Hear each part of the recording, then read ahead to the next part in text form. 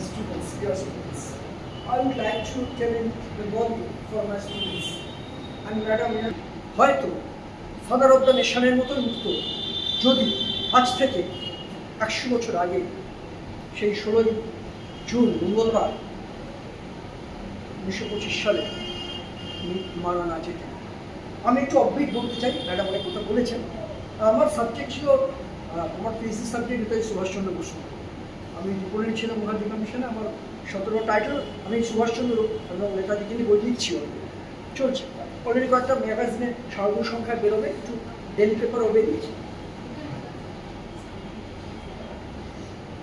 সুভাষচন্দ্র বসু হয়ে উঠতে হয়তো পারতেন না যদি আমরা দেশবন্ধু চিত্তরঞ্জন দাসকে না পেতাম। ম্যাডাম যেমন বলবে যে ঠিক একটা মর্নিং স্টার ছোট্ট পত্রিকা লন্ডনে, সেখান থেকে বেরোয়, তাতে একটা ছোট্ট নিউজ বেরোয়, প্রথম আন্তর্জাতিক নিউজ রিগার্ডিং সুভাষচন্দ্র বসু, যে ভারতীয় ছাত্র সুভাষচন্দ্র বসু আইসিএস ত্যাগ করেছে। ভাবা যায় 8 মাসের প্রিপারেশন নিয়েছি তোমাদের মতো স্কুল, 8 মাসের প্রিপারেশন। এবং তিনি বলেছেন যে আমি যদি শত্রুকে কাছ থেকে না চিনি সেই দেশে, তাই তিনি গেছিলেন এবং চিঠি লিখছেন চিত্তরঞ্জন দাসকে, বলছেন যে আমি সংসার করব না, আমার কিছু টান নেই, সামান্য আপনি একটি ইংরেজি কাগজ বার করছেন, আমার সামান্য জ্ঞান বুদ্ধি আছে, আমি পড়াতে পারবো, আপনি যদি আমাকে এই সুযোগটুকু দেন, কেন বাবার উপর থেকে আমি আর টাকা নিতে পারবো না। এটা হয় এই বয়সে, গার্জেনের থেকে টাকা নেব না। চিঠিটা কিন্তু বাইরের মেলে পাঠিয়েছিলেন এই মিত্র স্কুলে। সেই সময় ম্যাট্রিকে ফার্স্ট হয়েছিলেন প্রভাত সরকার, আর সেকেন্ড হয়েছিল সুভাষ বসু। সে প্রভাত সরকারের মারফত হাত দিয়ে সেই চিঠি পাঠিয়েছিলেন। তারপরে তো আমরা জানি দেশবন্ধু চিত্তরঞ্জন দাস কিন্তু সুভাষচন্দ্রের কোনো ইচ্ছাকে অপূর্ণ রাখেননি। আমরা দেখব যে উনি সিইও কর্পোরেশনের প্রথম ভারতীয় মেয়র আমাদের চিত্তরঞ্জন দাস। তিনি মেয়র হিসেবে কাজ করছেন, প্রচারক হিসেবে কাজ করছেন, কিন্তু তিনি বলেছেন যে আমাকে জার্নালিজমের সুযোগ দিলে খুব বাধিত হবে। জার্নালিজম, সাংবাদিকতা। সুভাষচন্দ্র বসু সাপ্তাহিক যে বাংলার কথা পত্রিকাটা ছিল, উনি সুভাষচন্দ্র বসুকে প্রায় রাতারাতি থেকে দৈনিক বাংলার কথা বললেন। আজও ন্যাশনাল লাইব্রেরিতে পাওয়া যায় এই বাংলার কথা পত্রিকা। তারপরে ফরওয়ার্ড পত্রিকা। তো কেন প্রয়োজন পড়লো দেশবন্ধুকে এই কাগজ বার করতে? কারণ তৎকালীন ব্রিটিশ পত্রিকার সঙ্গে সঙ্গে দেশীয় কিছু সংবাদপত্র দেশবন্ধুর বিরোধিতা করেছে, রেকর্ডে দেখা যাচ্ছে। আমরা দেখব যে 8 মাস ছিলেন, প্রথমে কিছুদিন প্রেসিডেন্সি জেলে, তারপর আলিপুর জেলে। এবং দেশবন্ধুর কিন্তু সেন্স অফ হিউমারটা অসাধারণ ছিল। তাকে প্রথমেই বলা হয়েছিল, দুই মেয়রের আইন কাউন্সিলর বললেন যে আপনি বেগার নুইসেন্স, অর্থাৎ যে বিক্ষোভ রয়েছে কলকাতায়, এদেরকে সরাতে হবে। সঙ্গে সঙ্গে দেশবন্ধু উত্তর দিয়েছিলেন যে তাহলে তো আই এম দ্য বিগেস্ট বেগার, আমাকে কলকাতা থেকে আগে তাড়াতে হবে। সত্যিই তাই। যদি আমরা রাজভিখারি কাউকে বলি, সেটা হচ্ছে দেশবন্ধু চিত্তরঞ্জন দাস। বিশাল বৈভব। তোমাদের যদি সম্ভব হয় হাজরা পার্ক দেখবে, চিত্তরঞ্জন মাতৃসেবা সদন, সামনে চিত্তরঞ্জন ক্যান্সার হসপিটাল। এই বিশাল বাড়ি কিন্তু তিনি দান করে গেছিলেন এবং নিজের উপার্জিত অর্থে সেটা গড়ে তুলেছিলেন। গরিব মানুষেরা নির্বিচারে দান করেছেন। আমি সেই বিস্তারিত যাচ্ছি না। মানে ডান হাত দান করলে বাঁ হাত জানতো না, বাঁ হাত দান করলে ডান হাত জানতো না, এত মানুষের উপকার করেছেন। কিন্তু সেই তিনি রাজভিখারি হয়ে গেলেন। দেশের কাজে ঝাঁপিয়ে যখন পড়লেন, তিনি ওই বাড়ি ছেড়ে পাশে নফল কুণ্ডুলেন ছোট্ট দোতলা বাড়ি, যদিও এখন সেই বাড়িটা বহুতল হয়ে গেছে, ভেঙে ফেলেছে, আমি দেখেছি। সেই ছোট্ট দোতলা বাড়িতে চলে যাচ্ছেন। সেখানে আসছেন তার প্রিয় শিষ্যরা, সাবিত্রীপ্রসন্ন চট্টোপাধ্যায়, সুভাষচন্দ্র বসু, কাজী নজরুল ইসলাম, হেমন্ত কুমার সরকার প্রমুখ। যখন আলিপুর জেলে আছেন, দেখব আমরা দেশবন্ধুর সঙ্গে আমরা পাচ্ছি সুভাষচন্দ্র বসুকে এবং হেমন্ত কুমার সরকারকে। মজা করে তিনি বলেছিলেন যে আমি এত দামি আসামি, আমার একজন আইসিএস পাচক রয়েছে আর আমার হেল্পার রয়েছে একজন অধ্যাপক।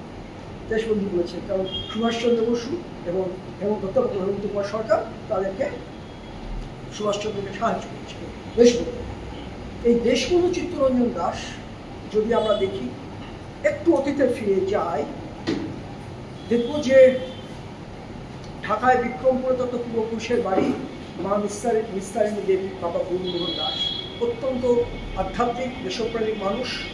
যদি তোমাদের পুরুলিয়ায় কখনো বেড়াতে যাও, নিস্তারিণী কলেজে একটু ঢুকবে, একদম পিছন দিকে চলে যাবে, যেখানে বাসন্তী দেবী থাকতেন, ওখানে নেতাকে দেশবন্ধুর বাবা মার সমাধি করা রয়েছে। ব্রাহ্ম সমাজের মানুষ ছিলেন। আর দেশবন্ধু মারা যাওয়ার পরে, দেশবন্ধু মৃত্যুর খবর তো তখন বারবার কারাগারে তখন সুভাষচন্দ্র বসু পেয়েছিলেন।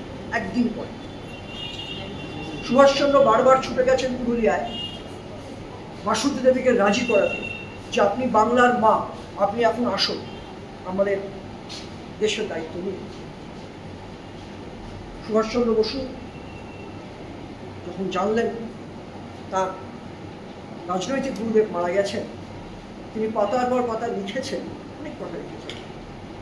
সেখানে বলছেন, একটা উদ্ধৃতি দিয়েছেন সাহিত্যিক শরৎচন্দ্র চট্টোপাধ্যায়ের কথায়, বলেছিলেন দেশের মানুষের সঙ্গে সবচেয়ে বেশি লড়াই করতে হয়েছিল দেশবন্ধু। কারণ আমরা তো জানি একটা নেতৃত্ব দিচ্ছেন দেশবন্ধুর কিন্তু বিরুদ্ধে, সুভাষচন্দ্রের বিরুদ্ধে অপপ্রচার সেই সময় কম করেনি। এবং দেখবো আমরা যেই মুহূর্তে সুভাষচন্দ্র দেশবন্ধু একসঙ্গে জুড়ে গেছেন, সেই সময় ব্রিটিশ ক্ষিপ্ত হয়ে উঠেছে। ব্রিটিশ কিন্তু ওই অক্টোবর মাসের 24 সালে 20 অক্টোবর অ্যারেস্ট করে সুভাষচন্দ্র বসুকে। তার এগেনস্টে ক্রিমিনাল আইন ভাঙার অভিযোগ আছে, অপরাধমূলক কাজ করবার। দেশবন্ধু অত্যন্ত ক্ষিপ্ত হয়ে গেছিলেন তার শিষ্যের প্রতি তার এই ব্রিটিশের অনমনীয় মনোভাবের জন্য। তিনি বলেছিলেন, why not me? আমি যখন অ্যারেস্ট করছি, if love of country is a crime, I am a criminal. If Mr. Subhash Chandra Bose is a criminal, I am a criminal. গুরুর জন্য শিষ্য এই সমর ব্যথী, এই প্রতিবাদ বোধহয় ভারতীয় রাজনীতিতে খুব কম দেখা যায়। আরেকটা জিনিস, দেশবন্ধু চিত্তরঞ্জন দাস অসহযোগ আন্দোলনে তার স্ত্রী বাসন্তী দেবী, পুত্র কন্যা সবাইকে রাস্তার সংগ্রামে নামিয়েছিলেন, যেই সংগ্রামে ছিল অনশন, ব্রিটিশের লাঠিচার্জ ইত্যাদি ইত্যাদি। ভারতবর্ষের কোনো রাজনৈতিক নেতার ক্ষেত্রে দেখা যায় না সপরিবারে দেশের আন্দোলনে ঝাঁপিয়ে পড়েছে। ব্যতিক্রম এ যুগের রাজা হরিশ্চন্দ্র দেশবন্ধু। আমি হরিশ্চন্দ্র কেন বলছি, খুব সচেতনভাবে বলছি, তিনি কিন্তু সর্বস্ব ত্যাগ করেছিলেন, নাম যশ খেতাব, কারণ তার ভেতরটা ছিল একটা দেশপ্রেম যেমন ছিল, তেমনি একটা আধ্যাত্মিক চেতনা ছিল। তিনি একটা কবি প্রকৃতির মানুষ, ব্যারিস্টারি করতেন ঠিক কথা। তিনি একটি পত্রিকা, নারায়ণ পত্রিকার সম্পাদক ছিলেন, এবং সেই নারায়ণ পত্রিকা অজস্র কবিতা বেরিয়েছে, অসংখ্য সুন্দর কবিতা, যেগুলো এই 100 বছর হল ওনার প্রয়াণে এখনও কিন্তু কোনো প্রকাশক ছেপে বার করেনি।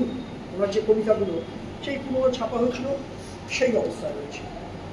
আমরা দেখব বিশ্ব অরবিন্দ যে বোমার মামলা বিখ্যাত আলিপুর কোর্টে, সেই কোর্টটা প্রিজার্ভ করা রয়েছে। সেখানে আমরা দেখব ব্যারিস্টার দেশবন্ধু চিত্তরঞ্জনের নানা কীর্তি।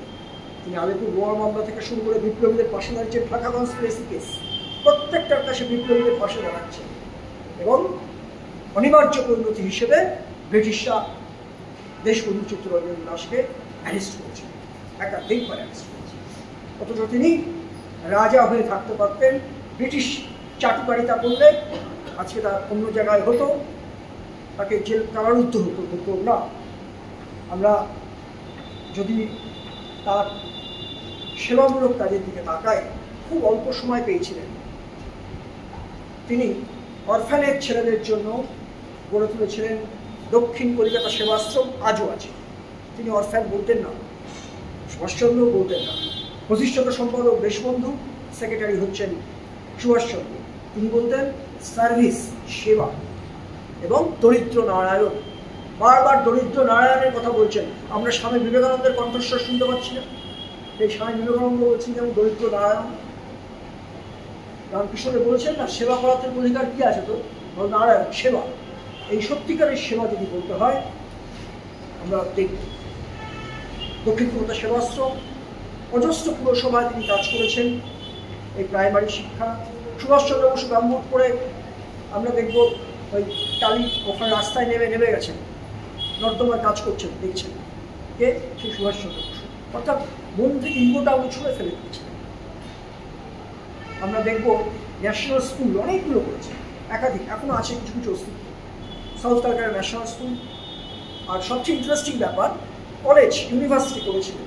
আমরা পাঠ্যবইতে পড়ি দেশবন্ধু করেছিলেন, এসব পড়ি না, নেই। উনি কলেজ করেছিলেন তাদের জন্য। উনি ডাক দিয়েছিলেন কলেজ ছেড়ে চলে আসো, ব্রিটিশের গোলামি করতে হবে না। হাজার হাজার ছেলেরা কলেজ ছেড়ে চলে এসেছিল। তাদের পরবেকে অধ্যক্ষ শ্রী সুভাষচন্দ্র বসু। দেখা গেছে ফোরবেস ম্যানশন ওয়েলিংটন স্কোয়ারে আছে, এখনো বিল্ডিংটা আছে। একতলায় ছিল কংগ্রেস কমিটি, দোতলায় সর্বশিক্ষায়তন, গৌরীয় শিক্ষায়তন, ন্যাশনাল স্কুল এডুকেশন, উপরে আয়ুর্বেদ বিজ্ঞানের ভবন। যে আয়ুর্বেদ বিজ্ঞানের কানেকশনেই চিত্তরঞ্জন সেবা ওয়াস্তার কাছে গড়ে উঠেছে। আমি দীর্ঘ হয়ে যাওয়ার বক্তৃতা আমি বলছিলাম, সেই কানেকশনে গড়ে উঠেছে। এইবার দেখবো স্কুল কেমন চলছে, কলেজ কেমন চলছে। দেখা যাচ্ছে দলে দলে আসছে, কোনো ছাত্রের কাছ থেকে একটি পয়সাও নেওয়া হতো না। কিন্তু একটা সময় দেখা গেল ছাত্রের সংখ্যা কমছে, লিডাররা গ্রেপ্তার হয়ে যাচ্ছে। বিশেষ শান্তিনিকেতনে ধাঁচে মাটির মধ্যে ফরাস পাতা, দোয়াত কলম, আচার্যরা বসে আছেন। ডিগ্রিগুলো কিন্তু ভারতীয় কায়দায় দেওয়া, মানে অভিসঙ্গে দেওয়া হতো। অধ্যাপক, আচার্য, মহামণ্ডলী, এই ধরনের। এবং দেখা গেছে একদিন সুভাষচন্দ্র বসু নামতে দেরি করছেন। সুভাষচন্দ্র বসু পড়াতেন ফিলোসফি, জিওগ্রাফি অ্যান্ড ইংলিশ, আরও অনেক কিছু ম্যাথমেটিক্স ইত্যাদি অনেকে পড়াতেন। দেখা যাচ্ছেন কাপড় দিয়ে বেঞ্চ মুছছেন সুভাষচন্দ্র বসু, নেমে এসছেন। কী ব্যাপার, আপনি অধ্যক্ষ এসব কিছু করছেন? বলে আমাদের বেতন অনেকে পায়নি, যে পরিষ্কার করে তার বেতন পায়নি। তারা কী করব, আমাদের সামর্থ্য কম, আমরা বিদ্যায়তন করেছি। এরপরে আমরা দেখব যে আরো সুন্দর গল্প আছে মাথুর আসামির কথা, যে দেশবন্ধু খুব মহাপ্রাণ ছিলেন। আমি একটা ছোট্ট উদাহরণ দিচ্ছি। মাথুর বলে একজন আসামি, সে অনেক ডাকাতি করেছিল। সে জেলে দেশবন্ধুর সঙ্গে আলাপ হয়েছিল আলিপুর জেলে। তাকে খুব দেশবন্ধু উপদেশ দিয়েছিলেন যে তুমি সব করবে না ইত্যাদি ইত্যাদি। বললো ঠিক আছে। এবার জেল থেকে মুক্ত হয়ে মাথুর চলে আসে দেশবন্ধুর বাড়িতে। বলে স্যার এবার আমাকে একটা কাজ দিন, আমি জেল থেকে ছাড় পেয়েছি।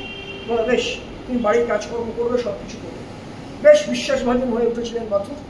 দুর্ভাগ্যের বিষয়, সেই মাথুর একসময় দেশবন্ধুর বাড়ির জিনিসপত্র বাসন চুরি করে নিয়ে চলে গেল, আর ফিরে আসে। কিন্তু খুব সুন্দর বলেছিলেন যে ওই মাথুরেরা জেলে থাকতে ভালো মানে আমার কাছে থাকতে ভালো লাগছে না, তাই জেলে গেছে, কী হয়েছে। উনি কিন্তু খুব ক্ষমা সুন্দর দৃষ্টিতে এই আসামিকেও ক্ষমা করেছেন, দেখা যাচ্ছে। আর দেশবন্ধুর এই যে চলে যাওয়াটা, এটা কিন্তু এর মধ্যে কিন্তু রহস্য রয়ে গেছে। ভাবপ্রয়াণটা খুব একটা স্বাভাবিক নয়, এবং এর অনেক কারণ আছে। যদিও আজ 100 বছর হয়ে গেছে। যে বাড়িতে উনি মারা গেছেন, তোমরা দার্জিলিংয়ে গেলে দেখবে, অনেকেই দেখে না, স্টেপার সাইডের বাড়িটা। মেলে গেলে ডান দিকে স্টেপার সাইড লেখা আছে, একটু নেমে গেলেই দোতলা বাড়ি। ওই দোতলা বাড়িতে দেশবন্ধু 25 সালে মারা যান, আর 11 সালে মারা গেছে। ওখানে সেই আমরা জানি এক রাজকুমার, যাকে নিয়ে সন্ন্যাসীদের সময় দেশ রাজা, উত্তম করে বিখ্যাত সিনেমা সন্ন্যাসী রাজা হয়েছিল, ভাওয়ালের সেই রাজপুত্র রামেন্দ্র কুমার, মেজ কুমার মারা গেছিলেন। বলা হয় এরকম মারা গেছিলেন। তা আমি গেছিলাম, একটা ডকুমেন্টারি করবো বলেই ওই বাড়িতে গেছিলাম। তখন সব অনেক জিনিসপত্র ছিল। তা সেখানে একজন ডাক্তারবাবু, নিকটস্থ ডাক্তারবাবু, সেই ডাক্তারবাবু চিঠি লিখেছিলেন ব্রিটিশকে। সেই চিঠির ভিত্তিতে তদন্ত হয়েছিল, পুরো মামলাটা দাঁড়িয়েছিল, ভারত কাঁপানো মামলা। তা তার বাড়িতে গেছিলাম, তার নাতিরা ছিলেন, ইন্টারভিউ দিয়েছিলেন। তা আমরা দেখব যে সেই বাড়িতে তার মৃত্যুটা খুব একটা স্বাভাবিক নয়, জ্বর আছে বলে সম্ভবত চিকিৎসা বিভ্রাট ঘটেছিল। তার 3 দিন আগে গান্ধীজিও ছিলেন, ওখানে গিয়েছিলেন। যাই হোক, তার পরবর্তী যারা ছিলেন না, মানে পরবর্তী জেনারেশন যারা, তারা বলেছেন আমাদের অনেক ভুল হয়েছিল। আমরা কলকাতায় যখন এলো, আমরা মুখ দেখতে চাইনি ঠিকভাবে, আবেগে যে ঠিক কী ঘটেছিল। পরবর্তীতে যারা ক্ষোভ প্রকাশ করেছে, এমনকি সিদ্ধার্থ শঙ্কর রায়, ওনারই সম্পর্কে নাতি হন, প্রাক্তন মুখ্যমন্ত্রী রাজ্যে, তিনি একটি ইন্টারভিউতে কিন্তু এটা বলেছিলেন যে দাদুর মৃত্যুটাও স্বাভাবিক ছিল না। আমরা দেশবন্ধুর তো অনেক কথা আছে, বলতে গেলে ভোর হয়ে যাবে। তার নারী শিক্ষা, সাক্ষরতা, উইমেন এডুকেশন এবং কাস্ট ডিসক্রিমিনেশন, তিনিও বেঙ্গল ব্যাক করেছেন। হিন্দু মুসলিম ঐক্য তার মতো বোধহয় কেউ ভাবেনি, তার মতো ভাবেনি। আজকে যদি তিনি থাকতেন অসময় 55 বছর বয়সে মাত্র তিনি চলে যান, যদি না চলে যেতে হতো তাহলে ভারতের ইতিহাস হয়তো অন্যরকম হতো। সুভাষচন্দ্রকেও দেশ ছাড়তে হতো না, আর একের পর এক যে বড় বড় ঘটনাগুলো ঘটেছে ভারতবর্ষের অপ্রিয় ঘটনা, সেগুলো ঘটতো না। আমি শেষ করব যে ফরওয়ার্ড বাংলার কথা যে পত্রপত্রিকা গুনগুনে করেছিলেন, তা একটা অন্য দিক। দেশবন্ধু সাহিত্য জগৎ, সাংবাদিকতার জগৎ অল্প চর্চা হয়, গবেষকদের মহলে শিক্ষাঙ্গনেও অল্প চর্চা হয়। আমরা দেখব যে তার মৃত্যুর পর রবি ঠাকুর তো একের পর এক লিখেছেন।